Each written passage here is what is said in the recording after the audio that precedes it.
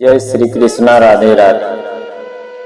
आप सभी का अनिरुद्ध पटेल चैनल में स्वागत है। आज हम आप लोग को कुछ अद्भुत और साधुओं और स्त्रियों की कहानी बताएंगे। विधवा स्त्री को क्या ज्ञान दिया साधुओं ने, आज इस वीडियो में आज हम आप लोग को अच्छी तरह से बताएंगे। यह वीडियो अच्छा लगे तो लाइक करो और शेयर करो और हमारे चैनल को सब्सक्राइब करो। यह विषय है साधु ने विधवा औरत को दी ज्ञान। यह विषय साधु ने विधवा औरत को दिया ज्ञान एक बहुत ही भावनात्मक और इच्छाप्रद धार्मिक कथा के रूप में प्रस्तुत किया जा सकता है। हिमा भजन वाचन। साधु ने विधवा स्त्री को दिया जीवन का सच्चा ज्ञान। कथा आरंभ।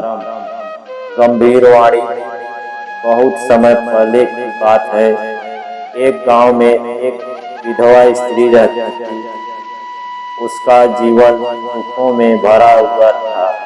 पति ने वियोग में उसका संसार सूना कर दिया था। वह हर रोज भगवान से यही प्रार्थना करती थी, हे प्रभु, मुझे भी अपने पास बुला लो। एक दिन गांव में एक प्रसिद्ध तपस्वी साधु पधारे। लोग उनके दर्शन करने लगे। जब उस विधवा स्त्री को ज्ञान हुआ तो वह भी उनके पास पहुंची। विधवा बोली, हे महात्मा, मेरा जीवन अब व्यर्थ हो चुका है। मेरे पति इस संसार में नहीं रहे, अब मेरे लिए क्या शेष है? साधु मुस्कुराकर और बोले, माँ, जीवन केवल किसी के साथ होने या न होने पर आधारित नहीं है। तुम्हारा जन्म एक उद्देश्य से हुआ है। पति का वियोग दुखद है, परंतु वह तुम्हारे कर्मों का अंत नहीं है।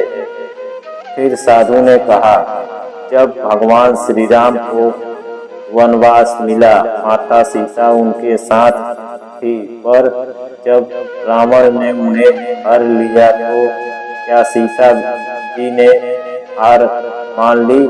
नहीं, उन्होंने अपनी मर्यादा, अपना धर्म और विश्वास नहीं छोड़ा। तुम भी उस सीता माँ की संतान हो।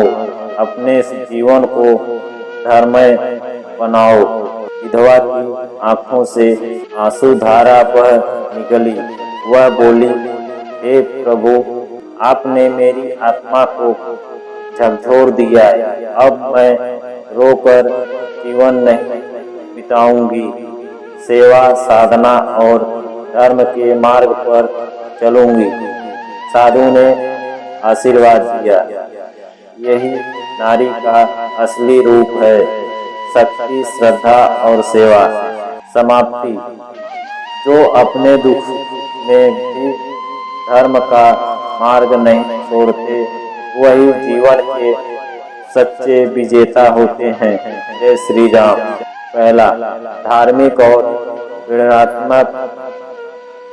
साधु ने उस विधवा को अपने आश्रम में रहने अनुमति दी। वहां उसने साधु की सेवा की, भजन कीर्तन में भाग लिया और धीरे धीरे उसका जीवन फिर से उद्देश्यपूर्ण बन गया।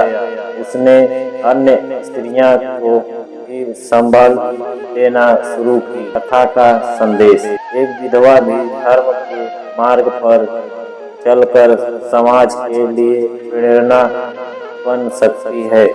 दूसरा, भावनात्मक और सामाजिक संदेश वाला मोड़।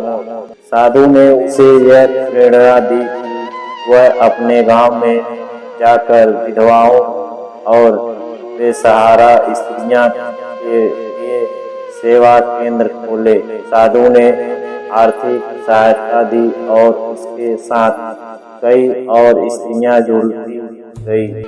एक विधवा जो कभी जीवन से हारी हुई अब दूसरों को जीवन जीना सिखाने लगी। कथा का संदेश, दुख जीवन का अंत नहीं बल्कि पुनः जागरण का अवसर है। आप कौन सा मार्ग चुनना चाहेंगे, धार्मिक, प्रेरणात्मक या नाटकीय संघर्षपूर्ण? बहुत अच्छा निर्णय। समाज विरोधी तत्वों को जोड़कर हम इस कथा को और अधिक प्रभावशाली, यथार्थपूर्ण और भावनात्मक बना सकते हैं, जिससे दर्शकों को गहरी सीख मिले। नीचे में इस कहानी का विस्तार उसी शैली में दे रहा हूँ जिसमें विधवा, साधु और समाज विरोधी मानसिकता के लोग शामिल हैं। कथा शीर्षक हिंदी में।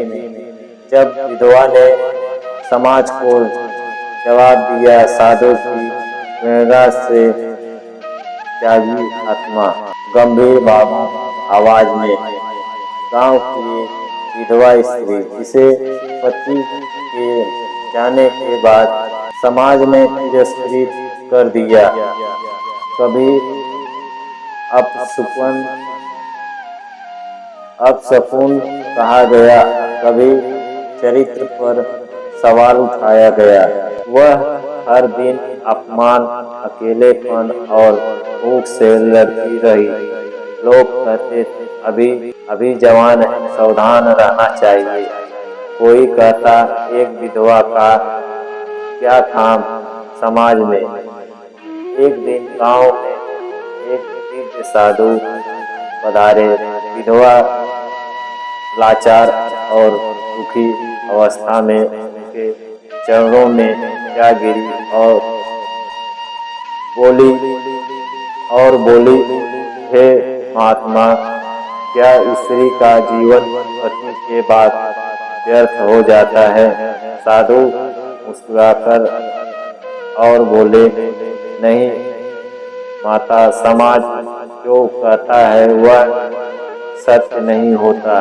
सत्य वह है जो ईश्वर की दृष्टि में न्याय संगत हो। तुम अबला नहीं कर सकती हो, न्याय संगत हो। तुम अबला नहीं सकती हो। साधु ने उसे आत्मबल, ज्ञान और धर्म की शक्ति दी। धीरे धीरे वह स्त्री साधु की शिष्य बन गई, संयम, सेवा और साधना में। लेकिन यह समाज तो परिवर्तन से डरता है। गांव के कुछ लोग कहने लगे, साधु और विधवा का क्या मेल? जरूर कुछ अनैतिक संबंध है।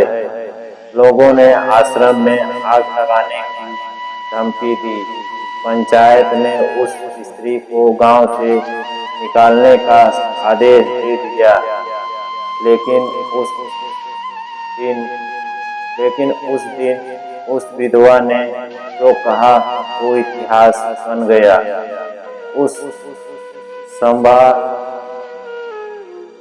उस सभा में खड़े होकर कहा, जिस समाज में विधवा को अपशगुन माना जाता है, उसी समाज में देवकी, सीता और राधा की पूजा होती है।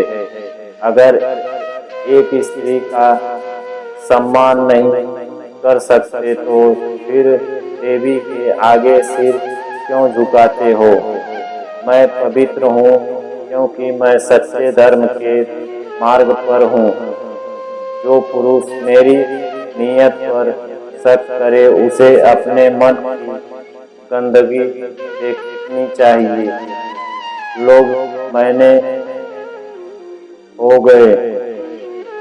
लोग मौन हो गए, शर्मिंदा हो गए। उस दिन वह विधवा अकेली नहीं थी, वह नारी शक्ति का प्रतीक बन चुकी थी। अंतिम नारी को कमजोर मत समझो, वह जब जागती है तो समाज को भी बदल देती है। जय माता दी।